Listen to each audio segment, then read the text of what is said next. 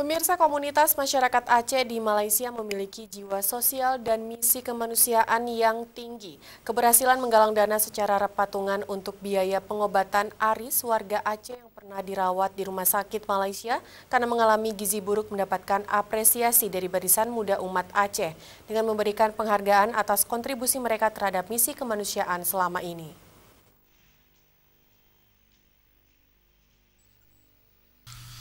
Jauh dari kampung halaman, saudara dan keluarga di Aceh tidak mematahkan semangat warga Aceh di Malaysia untuk misi kemanusiaan.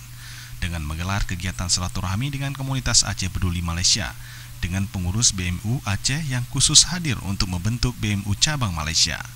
Kegiatan tersebut berlangsung di Surau Taman Sri Murni, Selayang, Malaysia, 28 September 2018. Sejumlah agenda penting selama di Malaysia, salah satunya pemberian penghargaan kontribusi dalam misi kemanusiaan selama ini diserahkan kepada tim Aceh Peduli untuk mewakili seluruh elemen masyarakat Aceh Malaysia.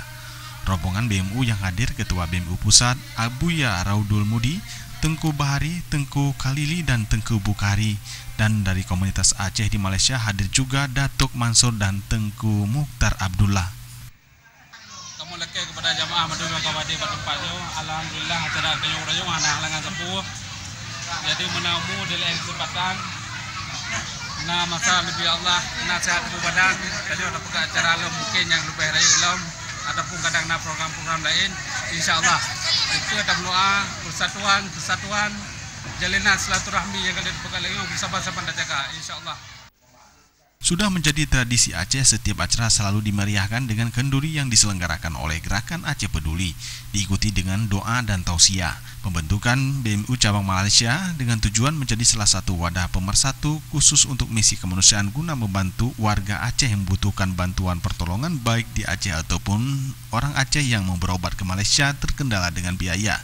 Karena dinilai kekuatan, kebersamaan, dan saling berbagi modal menjadi pemersatu Aceh ke depan. Tim Liputan Aceh TV.